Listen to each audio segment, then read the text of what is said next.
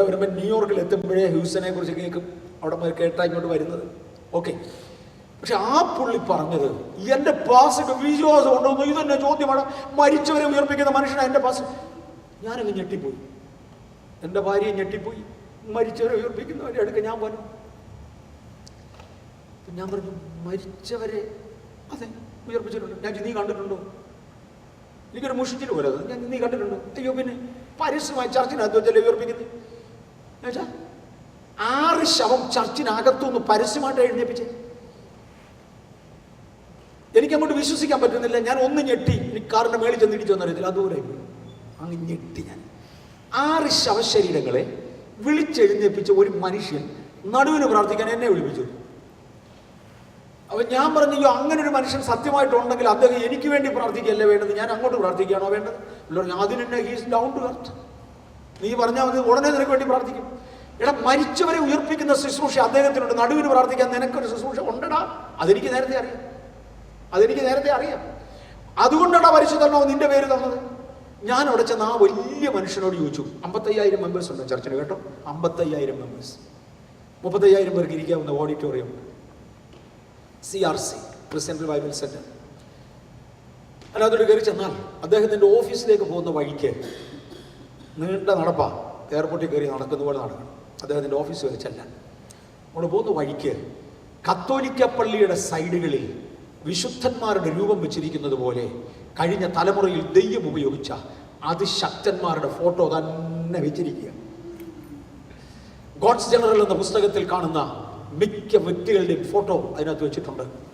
അദ്ദേഹത്തിൻ്റെ റൂമിൽ ഒടുവിച്ചെന്ന് കയറി അദ്ദേഹത്തോട് ഞാൻ പറഞ്ഞു, പാസ്റ്റർ എനിക്ക് വേണ്ടി ഒന്ന് പ്രാർത്ഥിക്കണം. നിങ്ങൾ ഈ മരിച്ചവരെ ഉയർപ്പിക്കുമെന്ന് ഇങ്ങനെ പറഞ്ഞു കേട്ടില്ല നിങ്ങളുടെ ഐസൻ പാസ്റ്റർ? ദൈവ കൃപ തന്നു. ഞാൻ ഇത് എങ്ങനെയാണ് കിട്ടിയതാ പാസ്റ്റർ? അദ്ദേഹം പറഞ്ഞ വാചകം കേട്ടോണം. ഞാൻ എൻ്റെ ബൈബിൾ സ്കൂളിൽ പഠിച്ചത് അമേരിക്കയിലാണ്. ഡോക്ടർ ലെസ്റ്റർ സമ്മറാളാണ് എന്നെ ബൈബിൾ കോളേജിൽ പഠിപ്പിച്ചത്. ലെസ്റ്റർ പഠിപ്പിക്കുന്ന സമയത്ത് അദ്ദേഹത്തിന് 82 വയസ്സ് പ്രായമുണ്ട്. 82ാമത്തെ വയസ്സിൽ എഴുന്നേറ്റ് നിന്ന് ലെക്ചർ ചെയ്യാൻ അദ്ദേഹത്തിന് കഴിവില്ലായിരുന്നു. അതുകൊണ്ട് അദ്ദേഹം എഴുതിയ പുസ്തകങ്ങളിൽ നിന്നുള്ള സിലബസ് മാത്രമേ അദ്ദേഹം പഠിപ്പിച്ചുള്ളൂ. അദ്ദേഹം ക്ലാസ്സിൽ വന്നാൽ ഉടനെ ഒരു കസേര വലിച്ചിട്ട് അതിലോട്ട് അംഗീകരിക്കും. ഇരുന്നേച്ച് ഈ പുസ്തകത്തിൻ്റെ ഇത്രാം പേജ് വരെ നിങ്ങൾ വായിച്ചോളാൻ പറയും. സംശയം വല്ലതും ഉണ്ടെങ്കിൽ ചോദിച്ചോണം.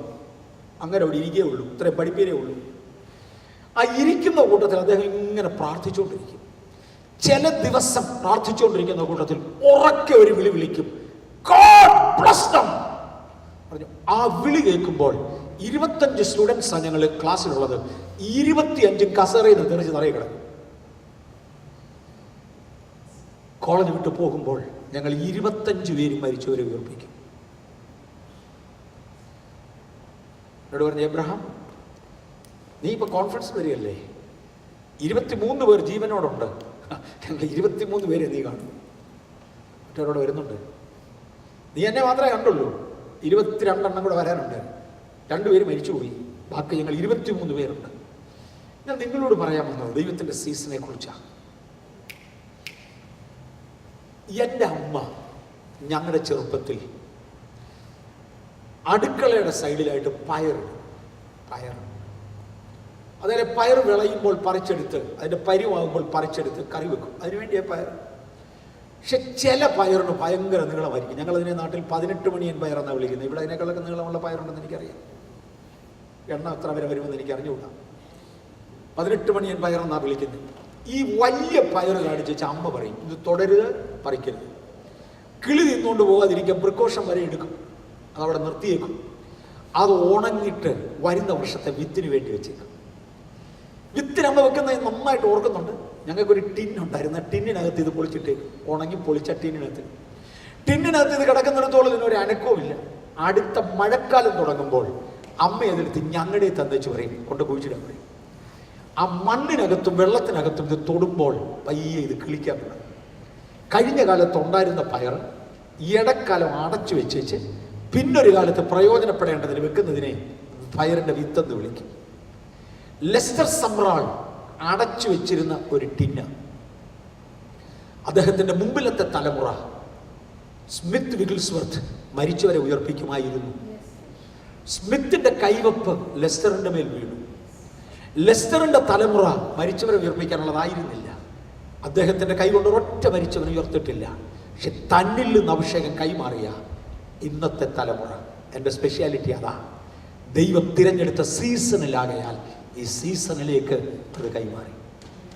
ഞാൻ നിങ്ങൾ ജീവിക്കുന്ന ഈ ജനറേഷൻ ദൈവത്തിൻ്റെ അത്ഭുതങ്ങൾ നടക്കേണ്ട ജനറേഷൻ. ദൈവം വാക്കുകൾ കൊണ്ടാണ് ചെയ്യുന്നത്, നേരിട്ടൊന്നും ചെയ്യത്തില്ല. അഭിഷക്തന്മാരെ ഏൽപ്പിക്കുകയുള്ളൂ. അതിന് തയ്യാറുള്ളവരെ മാത്രമേ തമ്പുരാൻ ഏൽപ്പിക്കത്തുള്ളൂ. ദൈവത്തിൻ്റെ സീസണിലെ ഏൽപ്പിക്കത്തുള്ളൂ. ഞാൻ ദൈവത്തിൻ്റെ സീസണിലാണ്. നാം ദൈവത്തിൻ്റെ സീസണിലാകയാൽ ദൈവത്തിന് വേണ്ടി ചെയ്യണം എന്ന് നിർബന്ധമുള്ളവരെ ഇന്ന് പകൽ ലഭിച്ച ഒരു പകൽ നമുക്കത് പ്രയോജനമാക്കാം. തമ്പുരാനോട് പറയാം, കർത്താവേ, അങ്ങ് എന്ത് കൽപ്പിച്ചാലും ചെയ്യാൻ ഞാൻ തയ്യാറാണ്. അത് പറയുവാൻ തയ്യാറുള്ള ചിലരെ എൻ്റെ കർത്താവിന് ഉപയോഗിക്കാൻ കഴിയും. വലിയ അറിവ് വേണമെന്നില്ല. ഞാൻ പലപ്പോഴും ഉപയോഗിക്കാറുള്ളൊരു എക്സാമ്പിളാണ് എൻ്റെ ഇളയ മകൻ. 2 മക്കളെ ആകെ ഉള്ളൂ. അതിലെ ഇളയ മകൻ അവനൊരു 9 വയസ്സെടുത്ത് പ്രായമുള്ളപ്പോൾ ചെയ്ത ഒരു കാര്യം. ഞങ്ങളെ ചർച്ചിലോട്ട് ചെന്ന് ശുശ്രൂഷയൊക്കെ തുടങ്ങി വരുന്നതേ ഉള്ളൂ. അന്ന് ഒരു വൈകുന്നേരത്ത് ഞാനും എൻ്റെ ഭാര്യയും ഒരു കൺവെൻഷന് വേണ്ടി പോയി. എൻ്റെ മൂത്ത മകൻ ചർച്ചിൻ്റെ ഒരു ലോക്കൽ മീറ്റിങ്ങിന് പോയി. വീട്ടിലെ ടെലിഫോൺ നോക്കാൻ ഇളയ പുള്ളി ഏൽപ്പിച്ചു. എന്നോട് 9 വയസ്സേ ഉള്ളൂ. ഞാൻ ഒരുപാട് ഇടത്ത് ഇത് പറഞ്ഞിട്ടുണ്ട്. ഒരു 9 വയസ്സ് അവന് ടെലിഫോൺ നോക്കാൻ ഏൽപ്പിച്ചു പോയി.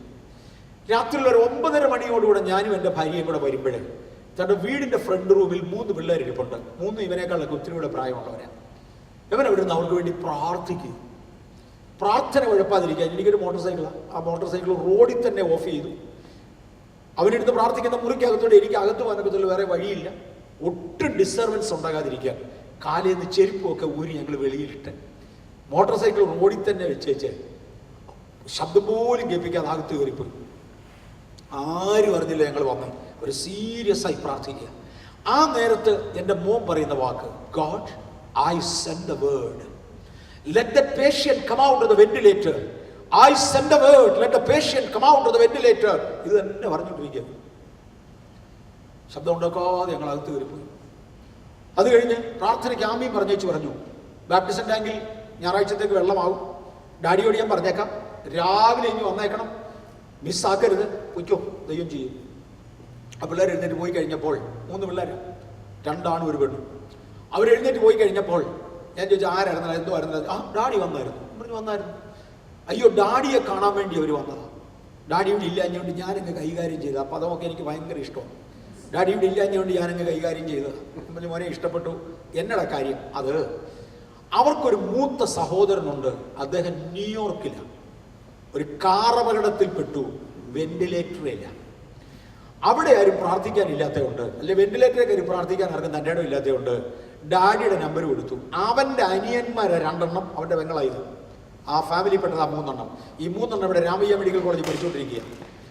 ഡാഡിയെ കണ്ട് പ്രാർത്ഥിപ്പിക്കാൻ വേണ്ടി വന്നതാണ് ഡാഡിയുടെ നമ്പരുമായിട്ട്. ഡാഡി ഇല്ലാഞ്ഞുകൊണ്ട് ഞാനങ്ങ് കൈകാര്യം ചെയ്തതാണ്. ഞാൻ പറഞ്ഞു, മോനെ കൈകാര്യം ചെയ്ത് ഭയങ്കര സന്തോഷം. പക്ഷെ പ്രശ്നം അതല്ലടാ, തിയോളജിക്കൽ മിസ്റ്റേക്കാണ്. Who are you to send a word? I think sweetie know I'm talking about Johnson. He had been her pastor for some time. When he was 9, I said, you have a theological mistake. Who are you to send a word? He said, no, it's in the Bible that I will send a word and heal. I said, that is God's work. He will send a word and heal. Who are you to send a word? And he was in fits because of the theological mistake. I was victorious. After 2-3 minutes he called me, Daddy, I have a doubt. What is that? If God has to send a word directly, then what am I here for? I am supposed to be his ambassador in Bangalore. He cannot send a word without my knowledge. And when I send a word, the word has to go because I am the ambassador. And I became speechless because he's totally right. Maybe it took an hour. Our telephone rang and I lifted. Thank God we had every room and connection at that time. I lifted. It is some children speaking from Ramaya Medical College. And they said, we came over there to pray with, and Pastor, one of your sons, prayed for us.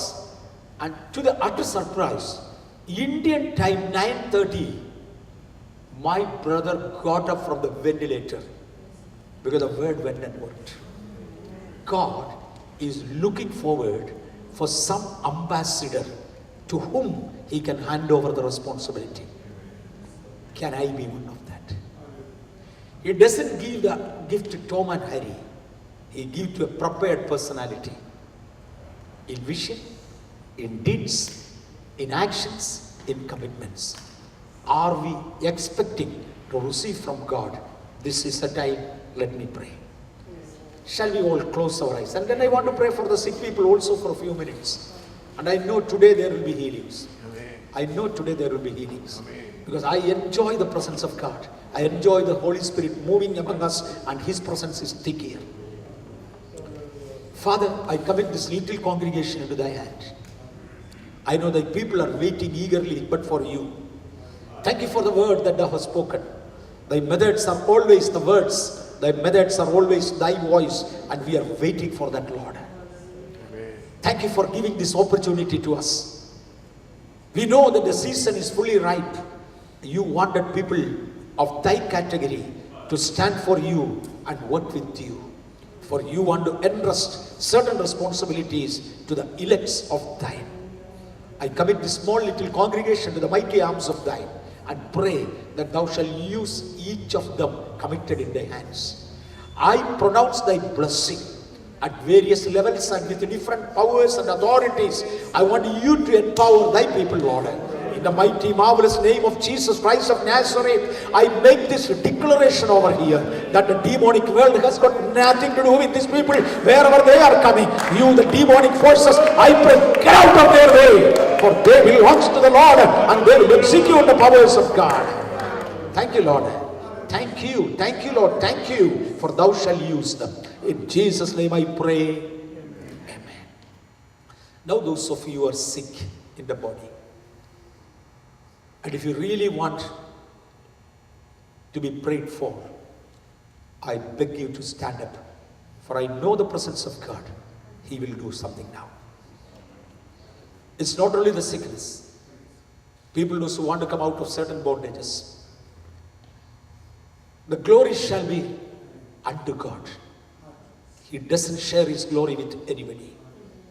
He doesn't share His glory, praises with anybody, with nobody. The glory belongs to Him. He is the one, the author of the word. But it may be pronounced through the chosen vessels. This evening, it may be me. But the presence of God is here, not because of me, but because of the children of God. Any one of you need a prayer at this time, I request you to stand on your feet, and then I will pray.